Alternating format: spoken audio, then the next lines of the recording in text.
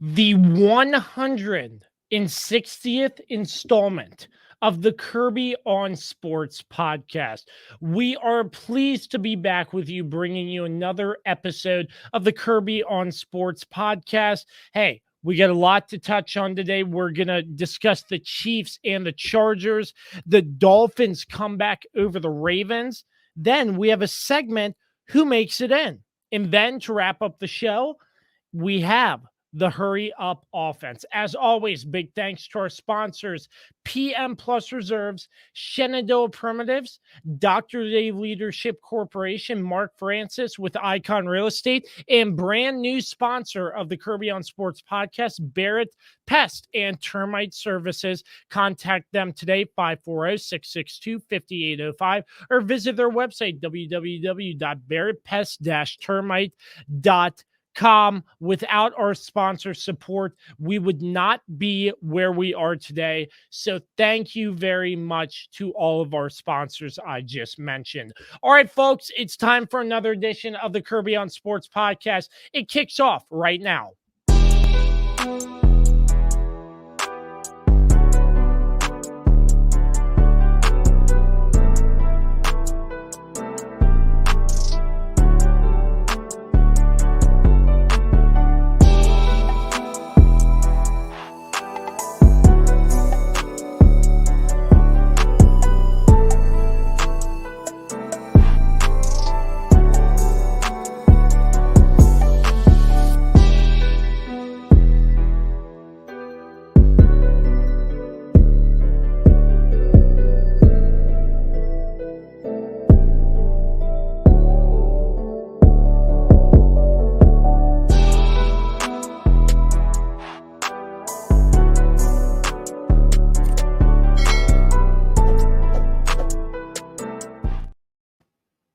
Once again, the 160th installment of the Kirby on Sports podcast.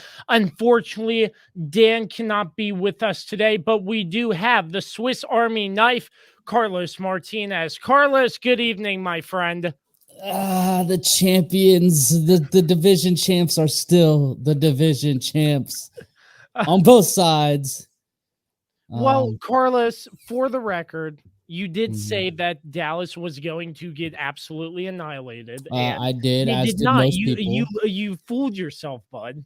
Listen, we lucked into winning that game. But you know, my thoughts still stand. I mean, realistically, we only played good that first half, and that second half we held on for dear life, and somehow, some way, came out with the win. But I mean, realistically speaking, we should have gotten completely blown out, and I just think the Bengals have a Super Bowl hangover.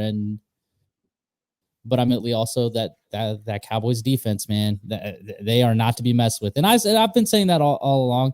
Our defense is stout. Our offense is mediocre at best. We had two good drives in the first half, and then after that, pretty much went all conservative. And Kellen Moore got scared of his own shadow. So.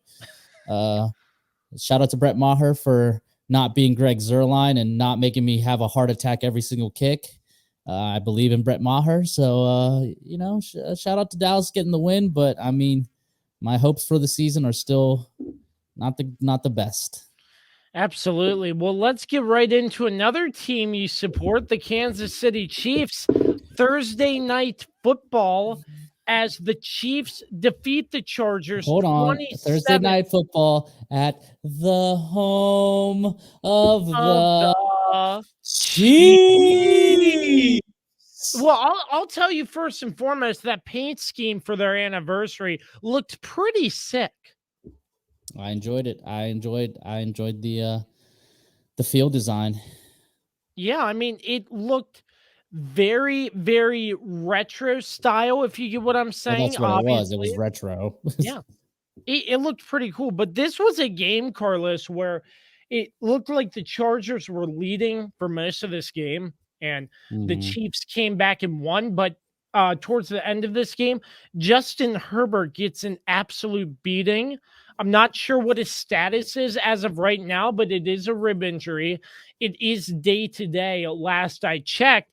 But last time a Chargers quarterback had a rib injury, he ended up getting his a lung punctured. So And that's what opened the door to Justin Herbert. yes, and now we have this again. So we have it again, and ironically, the same week that that the lung punt or that this rib injury happens to Justin Herbert, Tyrod Taylor decides he's suing the doctor that is taking care of Justin Herbert.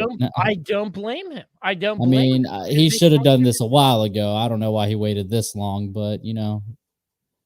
But still, Herbert put up pretty impressive numbers: 33 for 48, 334 yards with 3 touchdowns and a pick. Patrick Mahomes doing Patrick Mahomes things: 24 for 35, 235 yards and 2 touchdowns on the day. I mean, the Chiefs, once again, they seem to be trailing this entire game, but I think it just was the buildup of Herbert being injured and the Chiefs being the Chiefs. They come back and they get the victory here. But what did you see out of this matchup that you really liked, Carlos? I saw a Chargers team. I mean, let's make no mistake about this. This game was extremely physical. Derwin James is an absolute monster. The way he slammed Travis Kelce on that one play was absolutely insane. And he's just a physical safety that can.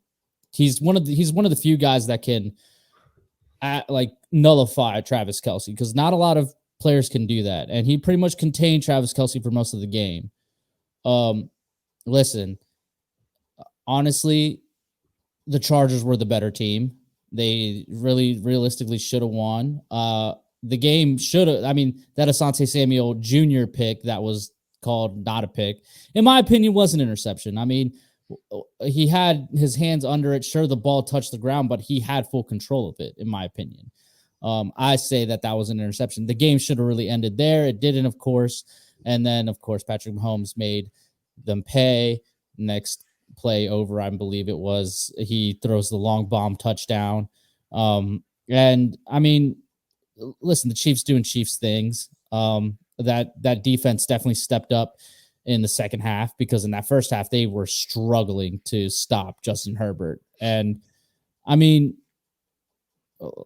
Mike Williams, man, I mean, he was just making catches left and right in that first half, and it was very concerning. And Richard Sherman was right on that on the pre-show that the biggest concern for the Chiefs truly still is the cornerback position. We don't have a lot of experience, but those guys stepped up in the second half and didn't really let Mike Williams take over the second half the way he took over the first half. And that was really the saving grace for the Chargers, the Chiefs, is that the defense was finally starting to get to Justin Herbert. The defense was starting to slow this receiving core down. And in terms of the Chiefs offense, I mean, they just had it. The name of the game was just patience, man. For the most part, the Chargers were just trying to stop the big play, and that's the biggest thing that Patrick Mahomes was working on this offseason, was just patience. We had to slowly build down the field. And, they got the job done. And, Justin Herbert, I mean, what a tough guy, man. Like, it really looked like at one point where there was that one point where he threw the ball out, where he was running, he was going to throw the ball, and then he just like pulled up in pain and just threw the ball away. And at that point I was like, oh, this dude's done. Like he's done. And then for him to then come back and then ultimately throw a touchdown literally a few plays later, that was a beautiful ball that he threw. And the Chargers were super close to recovering that onside kick. I mean, it was man, the Chargers had this game under control until they didn't. And it's just another great chapter in this rivalry that I think is going to last for a long time. Oh, I agree with that. I'll give you a name. This rookie 2 years ago was working at Burger King by the name of Jalen Watson. Took a pick 99 yards to the house. I mean, oh yeah, what a great athletic play right there for a rookie. Oh yeah, it was pretty great. And like I said, I mean, at that point, I mean, the Chargers were driving; they were right there. They score. I believe if they would have scored there, I think they would have taken the lead at that point. And for him to get that pick six, I mean, at perfect timing because yeah, that Chargers offense was driving at that point, and it really truly looked like they were going to score there, and that it was going to be very tough for the Chiefs to then come back. Yeah, and you also mentioned Travis Kelce was limited in this game. I think that was huge for the Chargers to limit Kelce five But they receptions for but 51 yards. they're always able because they have Derwin James. Derwin James he knows how to nullify Travis Kelce. Travis Kelce's toughest matchup is Derwin James. And it's every game. It's not just this one. Look at the two games last year that they played. I mean, Travis Kelce didn't really make much of an impact until he did on that last game where he scored the game-winning touchdown. This year it's the same thing. Derwin James just knows how to nullify him, and also on top of that, they don't have Tyreek. So sure, they don't have Tyreek Hill to really scare them off the top, and that's the thing that this Chargers defense was not scared of. They were not scared of the speed of the Chiefs. But again, the name of the game this offseason for Patrick Mahomes was patience. The big play is going to eventually open up. You'll get something, but until then, just slowly work on them. Do the Brady mode where Brady wasn't always looking down the field for the big plays. He slowly, methodically worked down the field. And that's that's the next evolution of Patrick Mahomes is doing more of that. And on the Charger side of the football, I wanted to touch on this. It looked like most of the game, Justin Herbert spread the ball around easily to 4 or 5 different receivers. Mike Williams had a touchdown. Palmer had a touchdown. Williams had 113 yards on the day. Eckler from the backfield and DeAndre Carter both with 55 yards. So it seemed like a pretty all-in-all good performance by the Chargers, but just that rib injury for Herbert, excuse me, I had trouble getting his name out there, but this rib injury for Herbert, if he's not good to go this week, is that really alarming for the Chargers? I would think maybe so, depending on who their backup is. But their backup is Chase Daniels, so he's a competent quarterback. He's a career backup guy. So the way this offense is built. I mean, obviously, remember they were playing without Keenan Allen in this game too. So I don't know if Keenan Allen's coming back anytime soon. I don't know the severity of his injury or what. But I mean, listen, it just depends on the severity of the injury. If he doesn't play this week, I think they would much rather him miss a week so that he can play the rest of the season. I think it would be an irresponsible decision to put him out there and have him be at risk of aggravating that injury more and making it more severe to where he's going to actually have to be out for, 4 weeks or something like that. I think if the doctors recommend, hey, he needs to sit out this week just so he can heal up more, then you sit him out, because right now the Chargers right now are in a position of they're for sure going to either win the division or they're going to be in the wild card, because they're for sure the second. They're right there with the Chiefs. I mean, it's 1A and 1B. I mean, they're better than the Raiders. They're better than the Broncos. So it's like it's them. It's a 2-horse race to see who's going to win the division. And to do that, you need your best guy. And Justin Herbert's their best guy. And they're going to only go as far as he takes them. So if he has to sit out a week, I would sit him out a week. I don't think it'd be alarming if he does. Yeah, I would too, because like you said, further risk of aggravating that injury would be detrimental to the Chargers. It's still early in the season. Play it safe rather than sorry, in my opinion. So, yeah. The Chiefs over the Chargers, 27-24. Is there anything I might have missed there, Carlos? I think we covered it all. Yeah, I think we did too. Nice, short and sweet there, as the Chiefs improved to 2-0 on the season against the Chargers. We will take a quick break. When we return, we will talk about the Dolphins' comeback over the Ravens. Stick right with us right here on the Kirby on Sports podcast. For sports fans living in condominium and homeowners associations, as well as business professionals, when you need a reserve study, PM Plus Reserves has been in business since 1990. Their studies are accurate and easy to understand. Check them out when your association needs a study. www.pmplusreserves.com. You can also contact them at 703-803-8436. Once again, www.pmplusreserves.com. Welcome back, the Kirby on Sports podcast. I'm Josh. The Swiss Army knife Carlos Martinez is with us as well. Dan, unfortunately, could not be with us this evening. We wish him well. Hope you're doing well, Dan. The next game on our list, Mike McDaniel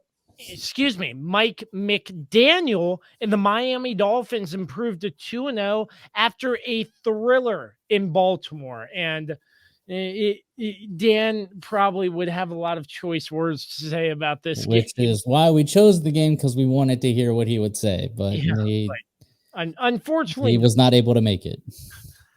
Wow.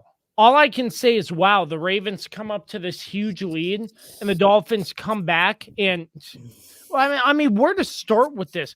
Tua had 6 touchdown passes, almost 500 yards passing. Like, Tyreek had 2 touchdowns. Waddle had 2 touchdowns. Gesicki had a touchdown. River Craycraft had a touchdown.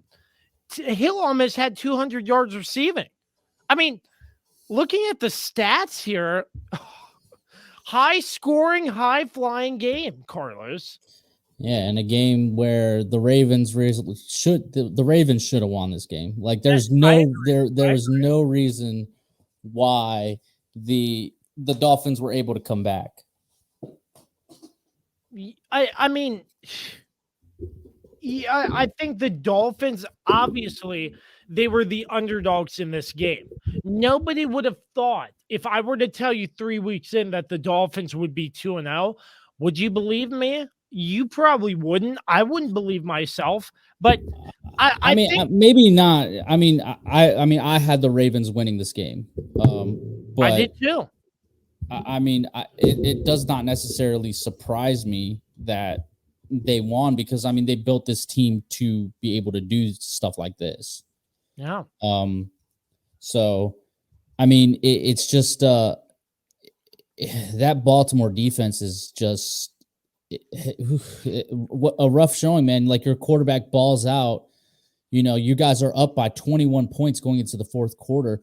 I think it was something like in the last 700 games or something. It was 70 times. I can't remember what the stat was. I don't think it was 700 games, but in the last couple times that a team has gone into the fourth quarter leading by 21, they have won until now. Like, the streak is broken, and it's insane because obviously the Ravens, are known to be the defensive squad, right? Like, that's the bread and that's the history of Baltimore. And to have put out a performance like that, that defense should be absolutely ashamed of themselves for they should be, apologizing to Lamar Jackson, because Lamar, like I said, Lamar balled out, man. He did everything. What more could Lamar do to win that game? Lamar rushed for 119 yards and a touchdown too, on top of the 318 passing yards and 3 touchdowns. Yeah, I mean, the game started with them taking the kick back for, the kickoff back for a touchdown, and for them to lead by 21 going into the fourth, and then absolutely blow it at the end, and not be able to get a single stop, and let Jalen Waddle get behind them and get these big plays. I mean, it was an abysmal performance by that defense. And yeah, they should be ashamed of themselves. I think the injuries are starting to pile up too. I saw a tweet about their injury report into the practice today. So I'm not But it's sure like if how long can Baltimore use that as an excuse at this point? That was the reason why we gave them a lot of leeway last year, because they had this season from hell. They had so many injuries, right? That yeah, literally they were having absolutely. guys off the street to play corner, right? Yeah. You had all this time to figure out what the issues were, why these guys were getting hurt. You had time to find, to add depth to the squad, good depth. And this is what you come up with. And like you're going to get injuries, but they should have learned from last season how to deal with that. Yeah. And I it's agree. just like absolutely. Now it's only week 2. It's only week 2. I mean, ultimately, I think the Ravens are going to be fine. I don't really see anybody in this division really challenging them, because I mean, maybe the Bengals, if they can get that Super Bowl hangover, if they can get over that. But yeah, I mean, realistically, I mean, who's going to really challenge the Ravens? I mean, it's not going to be the Steelers. It's not going to be the Browns. So yeah, I mean, it's just one of those. It's just, I don't know, man. It was just an abysmal performance. And they need to be better, because like Lamar, this is a contract year for Lamar. We all agree Lamar should be paid. Absolutely. But if the defense is going to be the reason why he doesn't get results, why he doesn't get wins, and that's going to hurt him in the negotiation table, then that's not good. Yeah, for the Dolphins, though, I think I've spoken to some Dolphins fans too. Mike McDaniel, he's not I don't think he's a traditional style coach. He doesn't look like a head coach, and his press conferences. What does a head coach look like, Kirby? I'm just saying. I'm just But saying. no, answer the question. No, no, What no, does a no, head no, no, coach no, look no, like? no. What does a head coach look like? What does a head coach look like? I'm just saying. I'm saying if you look at Mike McDaniel and you're like, that's a head football coach. But I mean, he's very interesting, very unique, and his press conferences are funny as heck to watch. I don't know if you've ever seen one of his press conferences, but I think he's starting to become a very good leader in this Dolphins locker room as a head coach. And I think the Dolphins are finally turning the corner here. And I'm going to make a bold prediction here. I'm Easy, not, it's week 2. yeah, I'm not surprised if the Dolphins make a wild card spot. That's not that bold of a prediction, Kirby. That's my hot take. Take it or leave it, Carlos. I mean, I already told you that they were a wild card team. I said that last week. Well, I'm saying it this week. Well, way to, just copy me. It's fine. It's fine. No, but yeah, no, I mean, in all honesty, like, yeah, I mean, I think they finally found a guy who's going to really maximize the potential of this offense, or like unlock the potential of this offense is what I meant to say. Especially considering that they traded so much for Tyreek Hill. And they're already getting the benefits of having a Tyreek Hill. He unlocks so much of the field, not just with himself, but for other players. It opens Jalen Waddle up. It opens Gesicki up, and for Tua, I mean, listen, I'm still a Tua doubter. I don't necessarily think he's, I don't think he's a top tier quarterback. I think he's about a mid-level quarterback. But for him to have a game like this, where obviously there was a lot of questions in this offseason about, can he throw the deep ball? Because what is it having Tyreek Hill if you can't get him the ball and, deep, right? Questions about his accuracy and all that stuff. For him, he did have 2 turnovers, but he managed to, get over that and, managed to bring this team back from 21 down in the 4th quarter. So, to me, it's just this was a big game for Tua to really shut down all the hate that he's been getting, and to really, sell himself more to the, to the people who still doubt him that, hey, I am the guy. Don't be looking at quarterbacks next year. Don't be looking at CJ Stroud or, don't be looking at, Bryce Young, the other Alabama quarterback. Like, I'm still here. Like, this is still my team. I'm going to show you guys. So good on Tua, but obviously, like, this is only week 2, man. Like, you balled out. Who knows if you'll ever have a game like this again? But I mean, good, good on him to really like dig down deep and because this is what it was like for him at Alabama, where he had guys everywhere, and now he has guys everywhere again. So like anywhere he throws, he's throwing to elite talent. So this should be big for him. Yeah, absolutely. Like you said, that he might not have a performance like this again, but still, some of the haters, some of the doubters on Tua probably got shut up this game because he had almost 500 yards passing and throwing 6 touchdowns. So all in all, this game was a thriller to watch. For the Ravens, I think there are questions that really need to be answered here because it's on the defensive side, yeah, because on the defensive side. Offensively, I mean, Rashad Bateman looked great. Really showing like, hey, we didn't need Hollywood Brown. We have Rashad Bateman. There's a reason why we drafted him in the first round. Bateman and Andrews, over 100 yards. I mean, we all know how good Mark Andrews is. Like, yeah. Mark Andrews is we all know how good he is. It was Bateman that everybody, because a lot of his season last year, he was injured. This year, he's the guy. He's the number one guy. So, like, he really needed to show something. And I think he showed a lot. And again, offensively, I mean, they look fantastic. It's just defensively, and especially in the secondary, man, like, what are you guys doing? You guys have to find a way to, stop Tua. I mean, obviously, like, I'm not a defensive coordinator or anything like that, but I mean, you gotta do better. In a football game, you have to win on both sides of the football. The Ravens only won it on one, and that is the offensive side of the football, as they fall to the Miami Dolphins 42-38. But what a ball game this was once again. We'll be back with so much more. You're listening to the Kirby on Sports podcast with the Swiss Army knife, Carlos Martinez. I'm Josh Kirby. We'll be right back. Is it finally time to upgrade your home's interior? How about with an authentic farm table made locally from recycled barnwood? Shenandoah Primitives, based right here in Winchester, Virginia, makes farm tables, benches, tables, coffee tables, and a long list of other items for your home decorating needs. At Shenandoah Primitives, function and style are combined for great furniture that will last generations. If you're interested in combining the industrial look of metal with wood, or considering something incredibly unique with a live edge, Shenandoah Primitives turns those ideas into reality.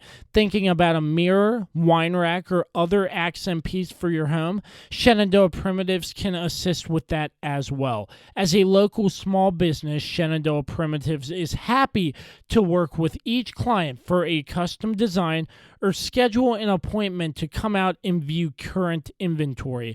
Local, high-quality, handmade items can be found at Shenandoah Primitives. Find us on Facebook and Instagram, or visit us at www.shenandoahprimitives.com. Once again, that's www.shenandoahprimitives.com. All right, welcome back to the Kirby on Sports podcast. It's time to do something a little bit different. Carlos, we're going to, and you suggested this idea, so this was not my idea. This was the Swiss Army knife, Carlos Martinez's idea. A lot of the ideas. This whole podcast was my idea. That is true. That is a lot true. Of things we do on the hurry up offense was my idea. Eons ago, Carlos and myself told the story multiple times. We don't have to reiterate it. Yeah, we had a conversation, then a podcast continues to reiterate it. So we're gonna go through the 0-2 teams, and we're gonna see if they have a shot of making the playoffs. There's only 5. There's only 5 0-2 teams this year of the NFL.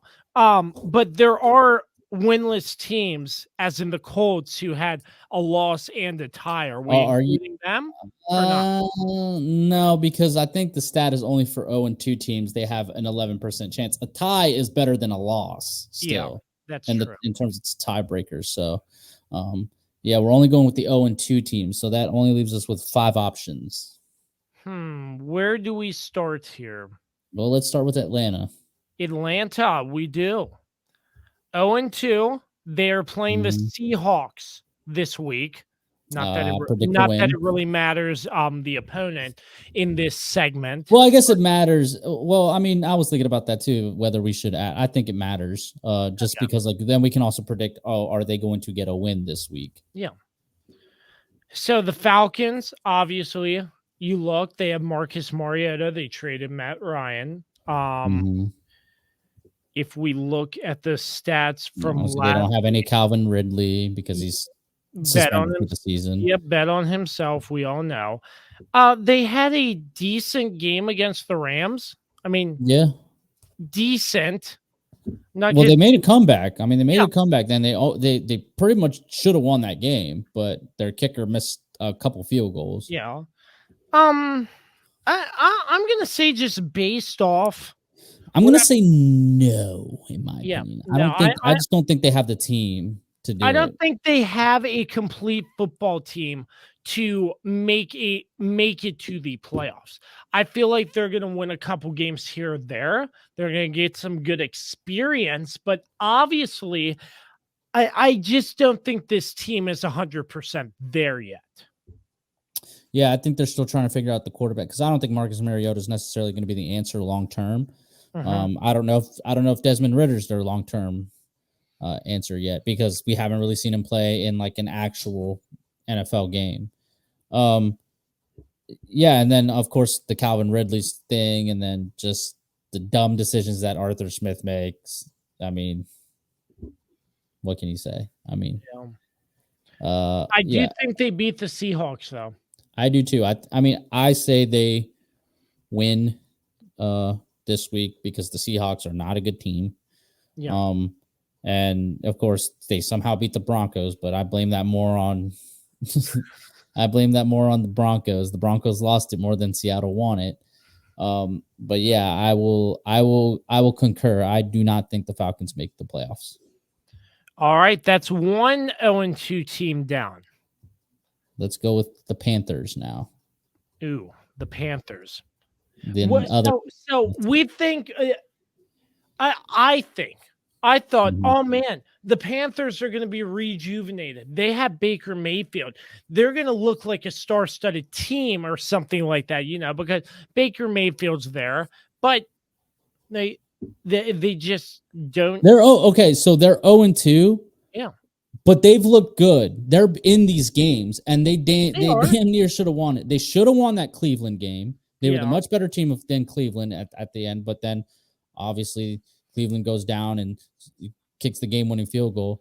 The Giants game, I mean, Baker was doing everything he could to keep that team in it. And then, of course, ultimately the Giants won. I have them as a dark horse to get in the playoffs. So I'm going to say yes, they make it in my opinion. That's going to be tough. I think it's 50-50. If I'm going to lean more towards no. Okay. I think yes. Who are they playing next, by the way? The Saints. That's a tough game. Yeah, that is. That's a tough game. They could fall to 0-3 there. They could, but no Lattimore. Jameis isn't healthy. Yeah, that's right. Is it at Carolina or is it at New Orleans? It is at Carolina. It's home field. I think they beat the Saints. This one's tough. I say I'm leaning more towards no. The Panthers have to win one game in order to get in. Like, there's a winner get in scenario, and they don't. And I'll throw in the kicker here. I think if the Panthers go 0-4 or 0-5 to start the season, Matt Rule might start to become on the hot seat. No, I mean, he's on the hot seat as it is. I mean, think about it. They have not had any good season since he's been the head coach. Yeah. They've done everything to get him a quarterback. They got Sam Darnold last season, and then now they went and traded for Baker. It's like, how much more can you do? I mean, they re-signed Cam Newton last season, trying to get some rejuvenation in the squad. They even Matt Corral got hurt, so I don't think he really counts. But who else is a quarterback on that team? I can't remember. Is it just Darnold? I think Darnold and Mayfield. No, yeah, Darnold, Mayfield, obviously, but yeah. Well, whatever. Anyways, yeah, I mean, they've done everything to try to get him a quarterback. I mean, it's just like if they start out 0-4, 0-5, I think he's fired. I think he's now the odds-on favorite for first coach fired because of Cliff Kingsbury saving his job. I was about to say, I think that's given him a lot of goodwill, and I think So, I agree with that. If they start 0-5, Matt Rule's probably done. All right, who's next?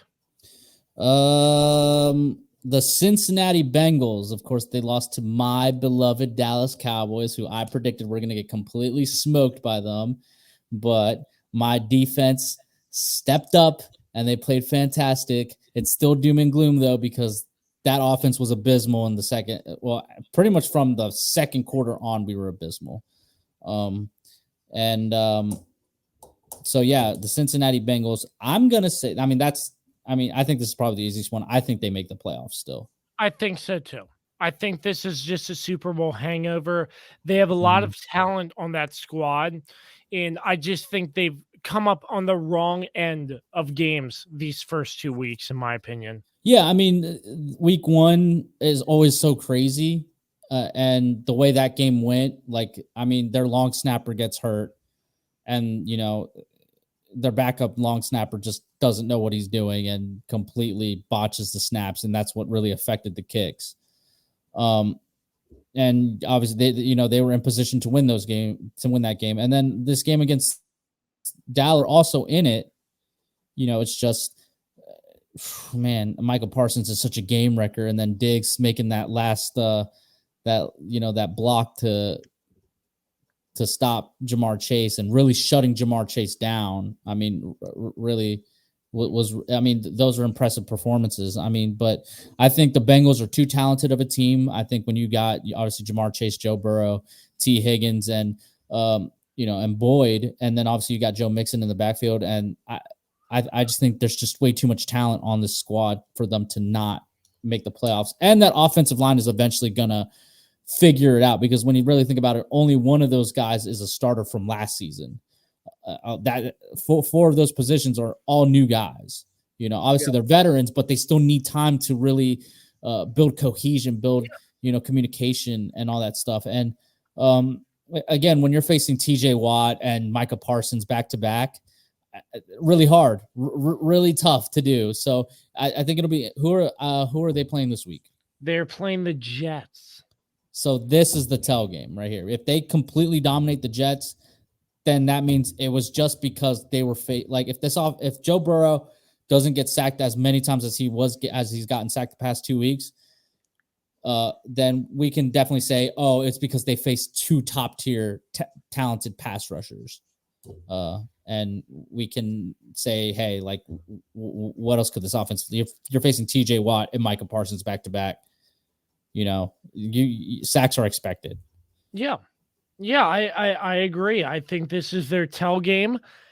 And if they come out and perform on all 3 phases of the game, I think this was just a Super Bowl hangover. But yet again, there's still a lot of season left to be played. But once again, I'm leaning towards they will make the playoffs. Yeah, I am too. I think they'll make the playoffs. Who's next? All right, next we have the Las Vegas Raiders. Of course, they lost to the Chargers in a thriller in week 1. They were close to winning that, or they were close to tying it, wasn't it? Or was it winning it? I think it was, they were playing for the tie. and then to go to overtime. And then yeah. And then of course last week they were completely beating the brakes off of Arizona, and then somehow let Kyler Murray come back in that second half. And Apparently then somebody slapped Kyler Murray too. I The mean, police are investigating.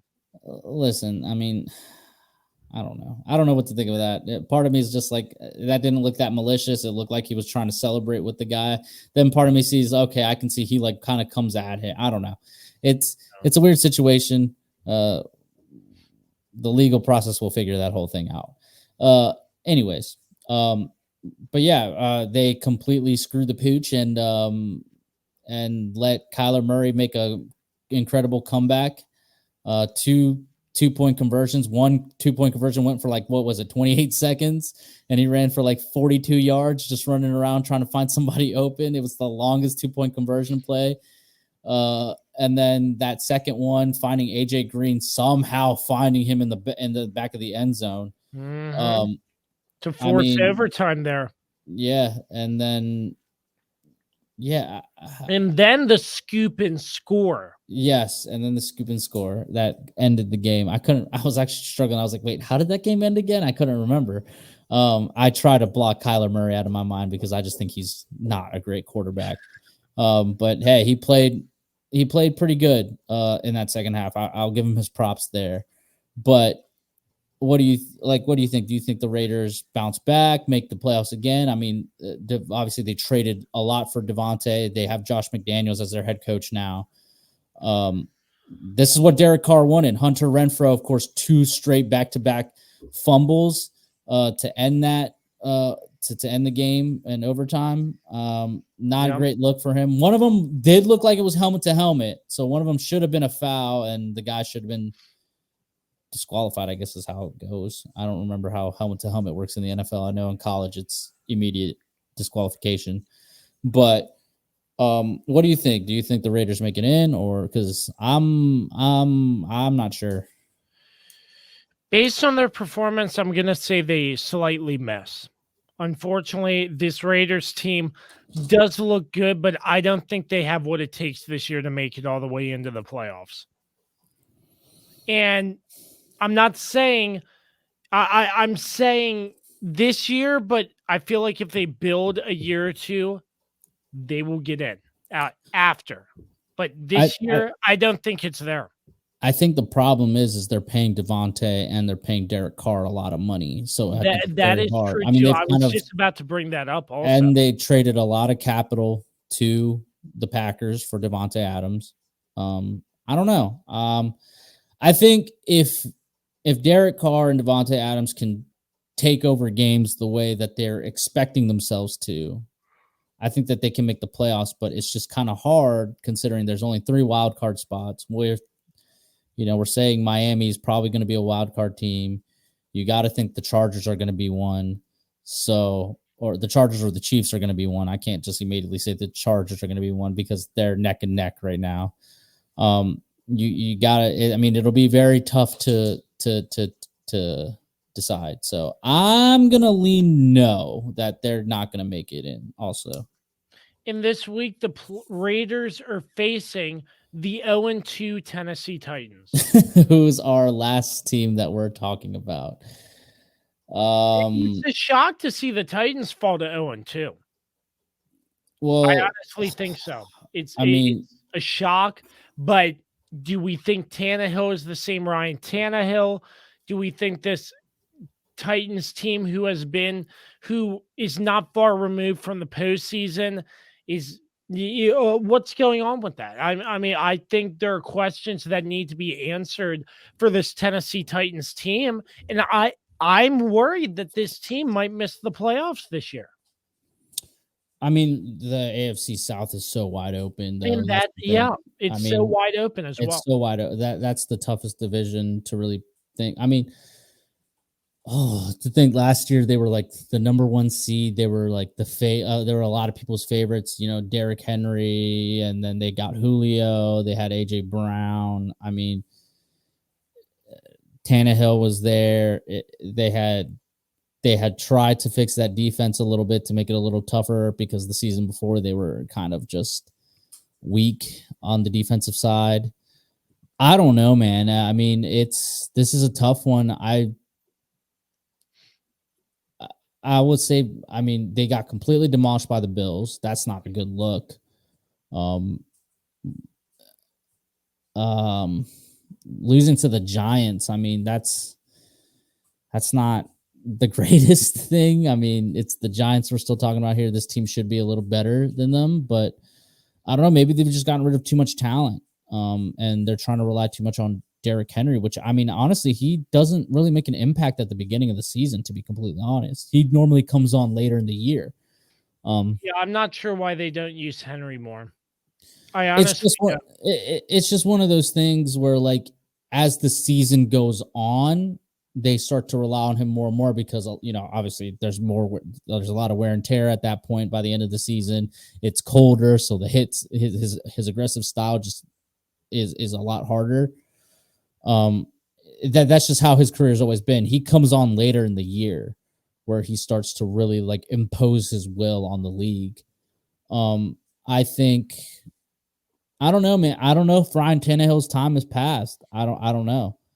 I say they miss. Unfortunately, I say they miss. But it's just like, who from the South is going to get in then? That is true. It's so up in the air that it could go either way. Yeah, because the Colts don't look great. I mean, the Jaguars are probably the only the Jaguars are probably the only, like, decent looking team right now, to be honest. I mean, they look great against the Commanders. Of course, they ultimately lost that game. And then they completely blew the brakes off of the Colts. The Texans are the Texans. I mean, nobody really expects much from them. So it's just like, can the Titans bounce back here and really try and take control of the division again?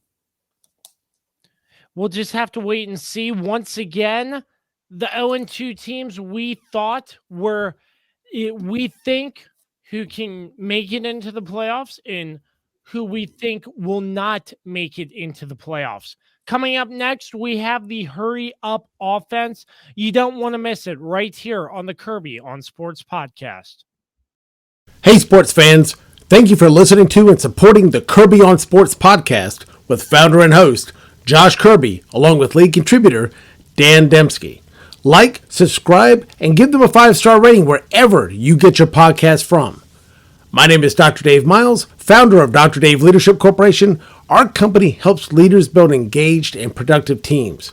Exclusively for listeners of the Kirby on Sports podcast, you can take an opportunity to discover your primary communication style and learn more about effective communication with others.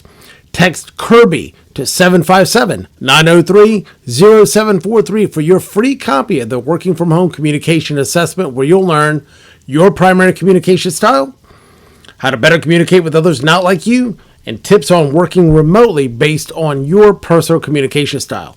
10 minutes, tons of resources. Learn about yourself and your team. Again, text Kirby to 757-903-0743 for your free assessment report today. I'm Dr. Dave Miles, founder of Dr. Dave Leadership Corporation, where we help you and your team be more engaged and productive by understanding each other better. Back to you, Josh. All right. Welcome back to the Kirby on Sports podcast. It is now time to get in to the Hurry Up Offense, brought to you each and every week by Barrett Pest and Termite Services. Contact them today at 540-662-5805 or visit them online at www.barrettpest-termite.com. It's the Hurry Up Offense, Mr. Martinez. Ready, break. Let's start with the Jets and the Browns. The Browns led this game for most of the game, but the Browns are being the Browns, and Joe Flacco hyped Jets fans up with a pretty incredible comeback, an onside kick, and an ensuing Joe Flacco touchdown throw, and the Jets win 31-30. Yeah, and I didn't see this one coming. I mean, I don't really have a lot to say. I mean, listen, this is how the Brown season is going to be for the most part. I mean, I guess until Deshaun Watson comes back. It's going to be pretty up and down. I mean, it's Jacoby Brissett. He's a lower tier quarterback. He's not going to be, He's serviceable. He's serviceable, I guess. But I mean, man, how do you botch this game? I mean, they had a 99% probability of winning, on that last Jets drive, and for them to completely botch it, it's typical Browns. I mean, what do you expect? So, Joe Flacco owns Cleveland. He has beaten the Browns so many times. So good for Joe Flacco, good for the Jets, and good for good for the Jets. That's all I can say. It's good for they earned this one.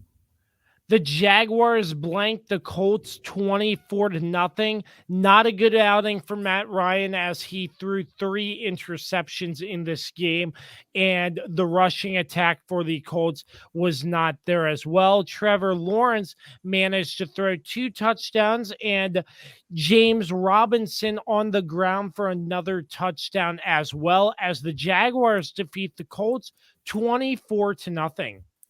And this is what happens when you have competent coaching on with this very young team. I mean, Trevor Lawrence has really looked good the past 2 weeks, and for them to completely demolish the Colts, which they do normally, it feels like every time the Colts come to Jacksonville. Obviously it's the infamous game last year. The Colts, all they needed to do was win, and they didn't get in. Or they didn't do it, so they didn't get in, and which also ended to Carson Wentz ending up being your quarterback, which we'll talk about soon. Good for the Jaguars, but man, I think the Colts. I don't know, man. I just don't think Matt Ryan is the answer. I think Matt Ryan's too old, in my opinion, but I think the window for that Colts team has passed, because I think they were really banking on Andrew Luck.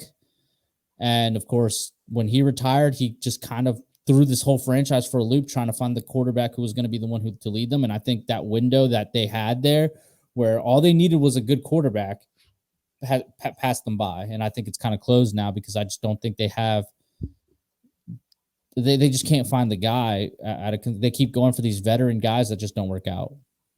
Yeah, I agree 100%. The next, it's only week 2. Just remember that it's only week 2. I could change my tune in like a couple weeks. Oh yeah, that is true too. I agree with that too. So let's see here. The Detroit Lions absolutely embarrassed the Washington Commanders. I wouldn't say embarrassed, because that embarrassed. Are you kidding me? They straight up flat up embarrassed the Commanders. Hold on. That first half, 100%. That was an embarrassment. That was embarrassing. Okay. It was an absolute disgrace. That second half, hey, there was some fight. They fought back, and Detroit obviously ultimately wins the game, but at least they showed something, and they didn't just roll over and continue letting Detroit dominate them that way. Well, Detroit looks like a completely different football game as they shut out the Commanders in the first half. Mm-hmm. Some fight for the Commanders in the second half, but you get behind early and you're playing catch up. It's not going to go well for you. As Jared Goff, you have Carson Wentz as your quarterback, and Carson Wentz is going to do Carson Wentz things. Yeah, I agree. A lot of people are defending him, and defending him. Why? Why are we defending this man? I don't know. What are defending? Explain. I put out a take saying, I think Taylor Heineke might do a little bit better in this game. This was in the first half, and I would disagree in a certain sense, right? I would say Taylor Heineke's not going to win you this game either. I think Aiden Hutchinson was just wrecking havoc on Washington. I agree with that too, because by the end of this game, Aiden Hutchinson was limping off the field because he kept wanting to continue to be in this game instead of getting carted off or taken back to the locker room, because he's a tough guy right there. But what I'm saying, in the heat of the moment, I said, Carson Wentz is not looking too good. And I think now it's a mixture of that, and the Commanders' O-line is giving him absolutely no time to do anything. So Mhm. and it really aggravates me, the fact that he puts high points on the football. The receivers have to jump up and try to get the ball. So it was an embarrassment. The Lions came to play. The Lions look like a completely different Lions team, and they bit a kneecap out of the Washington Commanders, 36-27 in that game. Let's see. The scoreline does not reflect how bad that first half. That first half was Absolutely. so bad. Yeah, It let's was just so talk bad. about the first half. Absolutely nothing. Nothing. No, there Absolutely was nothing. absolutely nothing from Washington. Yeah, Nothing. absolutely. It was disgraceful. It was pitiful. It was the typical Carson Wentz performance that I expected. And then for them, they came back. They came out in the second half and they fought. Yeah. But I mean, like you said, they got down early quick in that first half that it just didn't really matter. There was no way they were going to really come back. All right, Carlos, what do you do when you defend the greatest quarterback of all time and Tom Brady? You get absolutely ejected and suspended as a big And play and flaws. and he Yeah. got banned from a barbecue establishment in New Orleans. For For life. For life, he's banned. Oh, that's funny too. But anyways, 20-10, the Bucks over the Saints, defeating the Saints. But this was a close, scrappy rivalry game, and it went to Mhm. show after that fight ensued, and you saw Bruce Arians down there on the sidelines, just I guess doing upper management things and just watching the game because but anyways, it was a close game. I mean, and then the Bucks just jump out to that late fourth quarter lead and end up winning 20-10. But I mean, scrappy rivalry game, and it turns into that big brawl. And Mike Evans trucks Lattimore, and you Mhm. get suspensions and ejections, and it's like, man, that's rivalry. And talk bad about Tom Brady. That's probably what you're gonna get. Yeah, don't mess with the GOAT, man. Don't mess with him. I mean, that's the thing, though. Brady incited that whole thing and then walked away. And then, of course, Mike Evans was like, nah, that ain't going to stand. And obviously had to defend his quarterback. So, hey, I respect it, I guess. I didn't really, I mean, listen, some chippiness in football is necessary, right? It makes it a little more exciting. It'll make the next matchup more exciting. For Tom Brady, this is huge because he finally beat the Saints in the regular season as a Tampa Bay Buccaneer. He hasn't done that since becoming a Buccaneer. Obviously, they beat him in the playoffs. His first year, his first year they beat him, but and that sent They've Drew Brees into always had retirement. trouble with the Saints too. In the regular season, they've had trouble. Correct. So yeah, I mean, it wasn't an impressive win for the Bucks, but it shows me how good that Buccaneers defense was, and that it might not have been, and it gives me a little bit more hope on Dallas that that it was just the Bucks defense was just so good against us that's why we had no real offensive production, because the Saints didn't have much either, and the Saints have a way better offense than we do. So, yeah, Tampa Bay looks like the real deal for sure.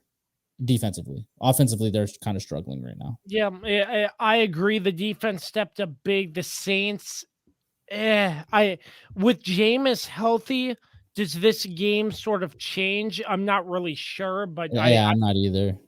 Yeah, but Jameis is still toughing it out because he has a injury that he's dealing with, still playing through it. So, well, listen, he was out he missed the majority of last season with that ACL.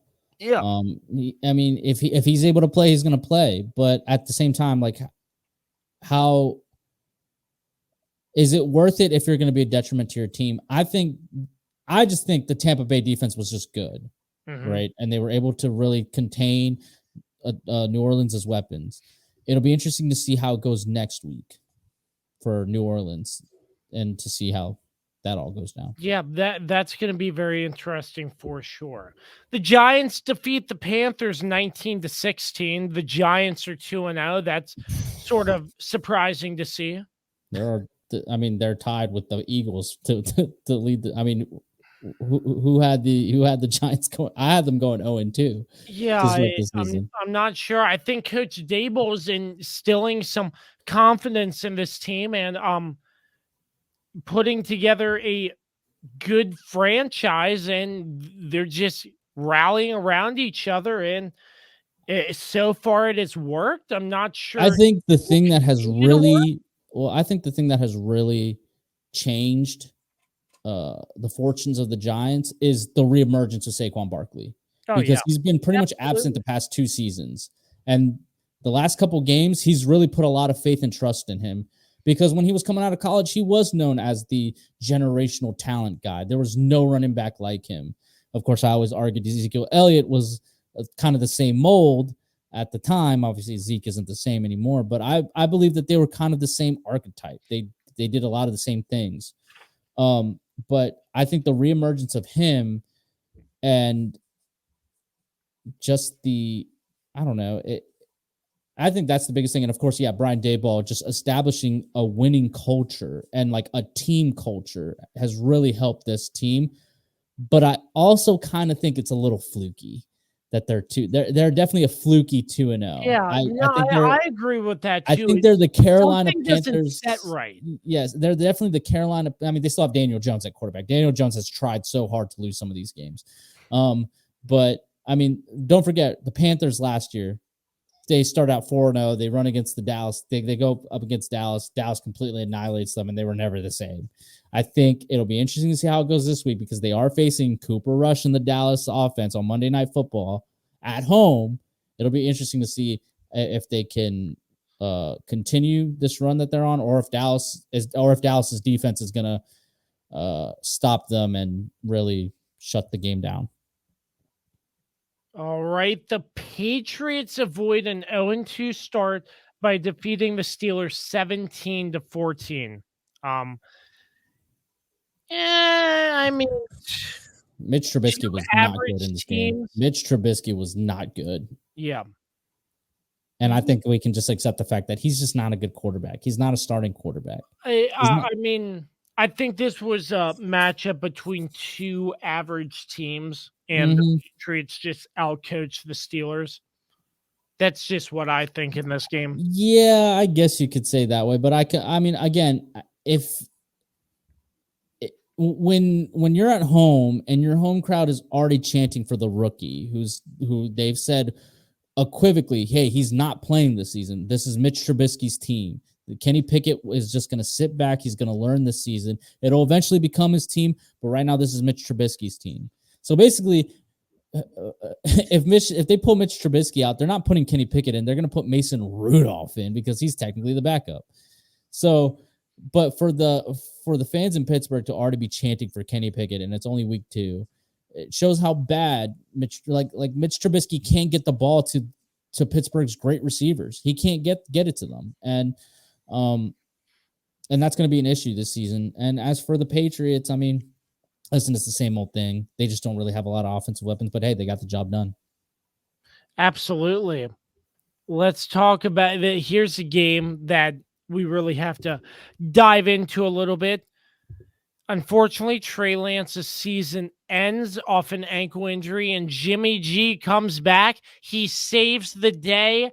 What would have happened, Carlos, if the Niners cut him or traded Jimmy G away?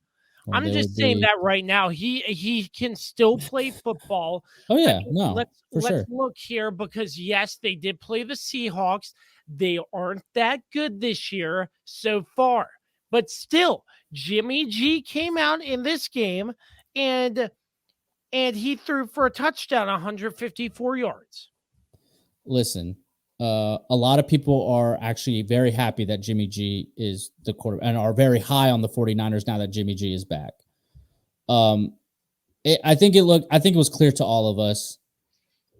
Week 1, it definitely looked like Trey Lance still wasn't ready to be the starting quarterback. And it seems like the rumors coming out of the team is a lot happier now that Jimmy G is back. What would have happened if he would have been traded? They would have had Nathan Peterman starting at QB.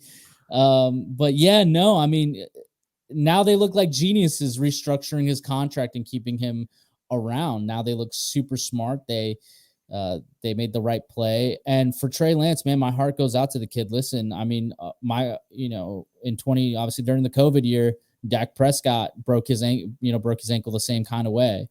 It's a long journey back, and he's a young kid. And hopefully, wish him a speedy recovery, wish him everything well, and hopefully he comes back better than ever. And there's no like hesitation, and this doesn't derail his career. Hopefully he's able to really pay back that investment that the 49ers have put into him. But yeah, Jimmy G coming back, fantastic. Absolutely. They were a game away from the Super. I mean, he took them to a Super Bowl. They were a quarter away from winning it until, Patrick Mahomes did Patrick Mahomes things. They were a game away last year. He got them all the way to the NFC Championship game. Like, I really didn't understand this whole bet already giving Trey Lance the team like right now.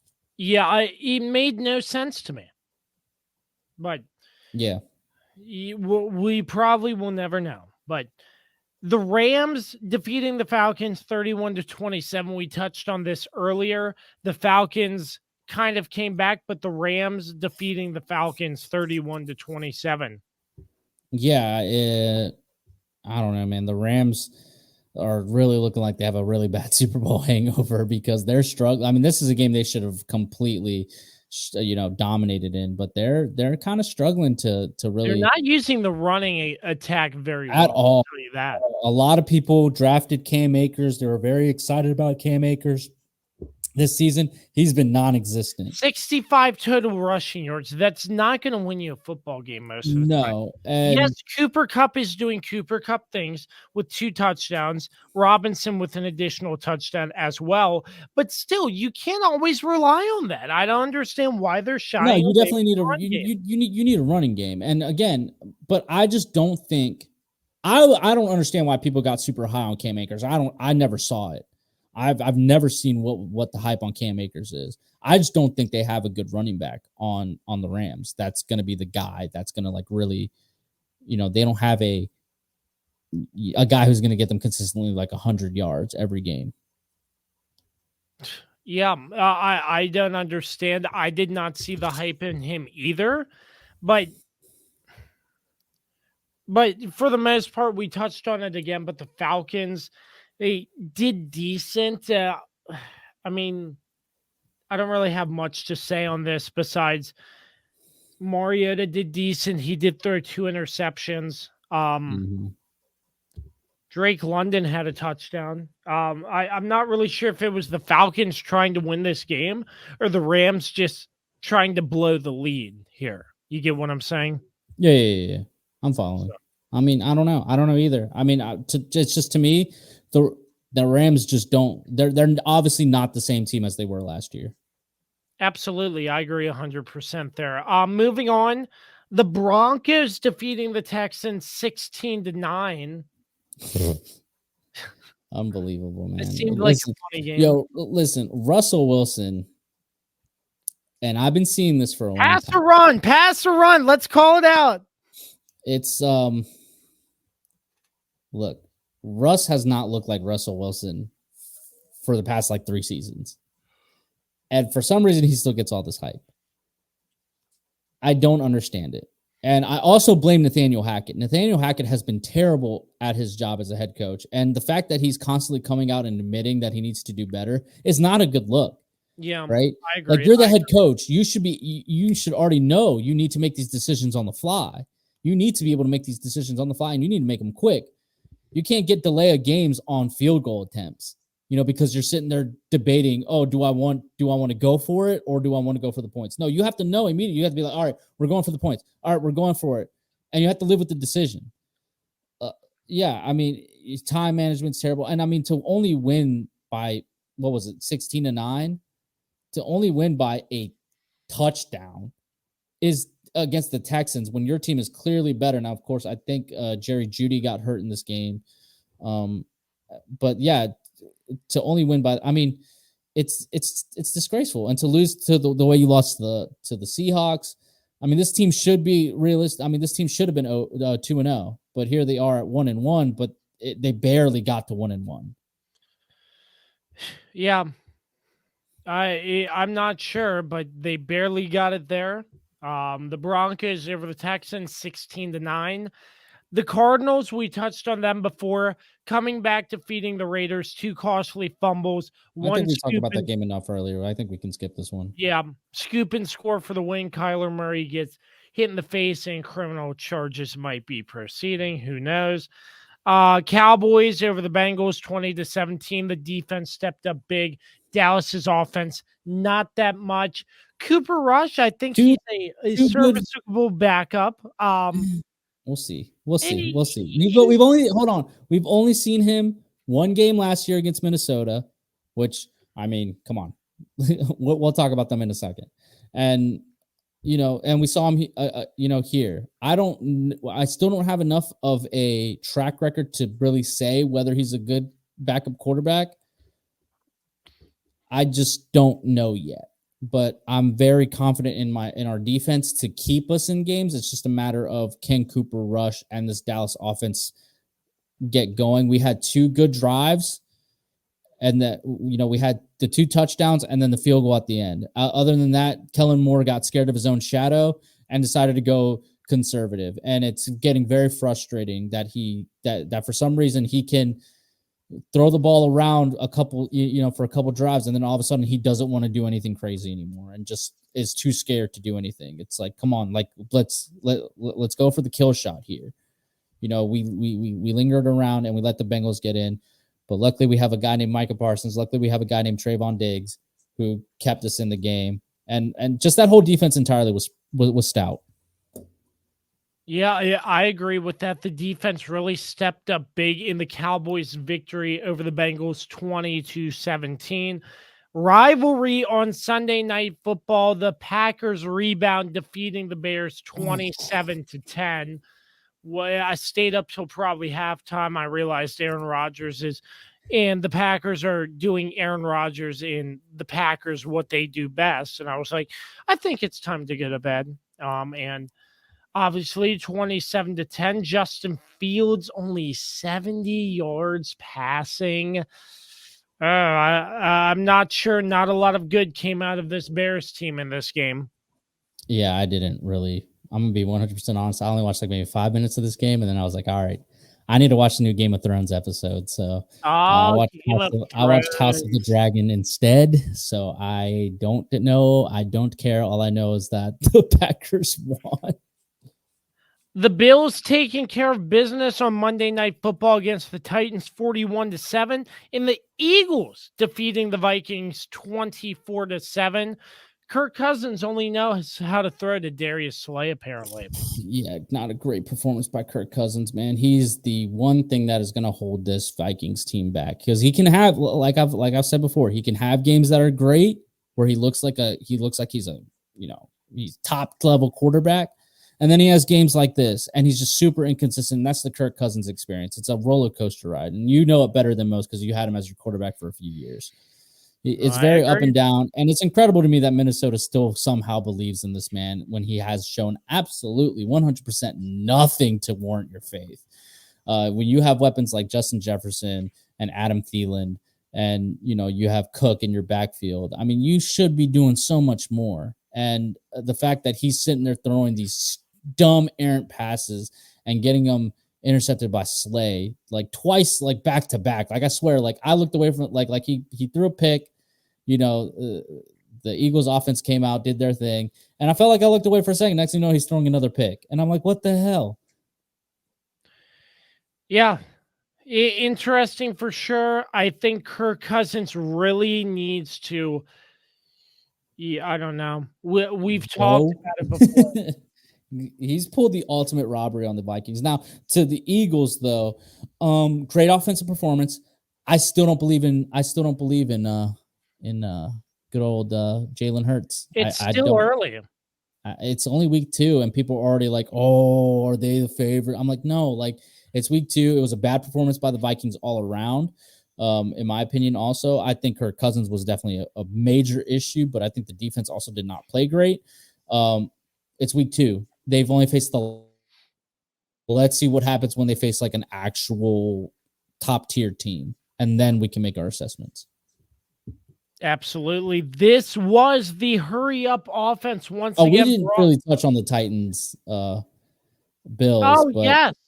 at least all I can say is man, I great forgot performance about by that. Thank you. fantastic performance by the Bills. Fantastic. That is the performance I needed to see to really be like, okay, they're legit. They like I mean, I knew they were legit, but like this is a performance that's like, okay, they're for sure. It's gonna be them or the Chiefs. It's gonna be. It has to be. And the Titans just looked abysmal. We've said it. Yep. Once again, this has been the Hurry Up Offense brought to you by Barrett Pest and Termite Services. Check them out at www.barrettpest-termite.com. You can also contact them at 540-662-5805. We'll be back to wrap things up on the Kirby on Sports podcast right after this. Hey there, this is Mark Francis of Icon Real Estate. If you have any real estate needs in the Winchester surrounding area, including West Virginia, give me a call. I've got extensive experience, been in the business for almost 20 years, and would love to help you out. Track me down at Icon Real Estate, iconsells.com, or even give me a call, 540-247-1527. Again, Icon Sells, ICONSELLS.com. And I would love to chat with you and help you out. Give me a call. Welcome back to the Kirby on Sports podcast. Back with the Swiss Army knife, Carlos Martinez. Carlos, what are you looking out for week number 3? Obviously, Monday Night Football, Cowboys, Giants. It'll be interesting to see Daniel Jones completely collapse because I love it when Daniel Jones fails. It just makes me happy. And of course, Chiefs, Colts. But I don't know what the marquee game of this week is going to be completely honest. Do you have a marquee game? The Steelers Browns. I mean, I'd like to see. Absolutely. This is the second week in a row you've picked the Steelers. No, I think the two teams. You want to see Mitch Trubisky versus Jacoby Brissett? That is your marquee game? I did not say that was my marquee game. I was saying I was looking out to see how the Steelers and the Browns can face off against each other, being you have Jacoby Brissett and Mitch Trubisky. I think that's going to be a pretty close matchup. Not my marquee matchup, mark my words there. I really do think the Ravens and the Patriots. I don't think that's it either. I know what the marquee game is. Okay, tell me what the marquee game Bills Dolphins is the marquee game. Oh, I completely missed that. Yes. The Bills and the Dolphins. Yeah. Oh yeah. That's definitely going to be that is the game of the week right there. It'll be very interesting to see that game, to see if the Dolphins can continue their recent run, because they played great against the Patriots. They obviously made the comeback here against the Ravens. Now they're out there facing the top of the division or the conference, really. So it'll be interesting to see that, and it'll be interesting to see can the Bills deal with the speed of the Dolphins. Very great indeed. This has been the 160th installment of the Kirby on Sports podcast. Carlos, appreciate you. Dan could not be here. We wish him all the best. But the Swiss Army knife, Carlos Martinez, thank you once again for being with us tonight, my friend. As always, and just enjoying these times for now, because in November it's going to get absolutely insane, and I don't know how I'm going to survive. Because the World Cup is coming up soon. We have the World Cup, and then we have that'll be Thanksgiving around the time it starts, and of course we have football also, and then just it's the holidays, so it's a stressful time of the year as it is. So yeah, absolutely. We will figure it out. We will figure it out. For our sponsors, PM Plus Reserve, Shenandoah Primitives, Dr. Dave Leadership Corporation, Mark Francis with Icon Real Estate, and Barrett Pest and Termite Services. This has been another edition of the Kirby on Sports podcast. Make sure you check us out on all streaming platforms and all social media platforms, and www.kirbyonsports.com. Until the next time you hear us or see us, always remember to create greatness. We say so long and peace.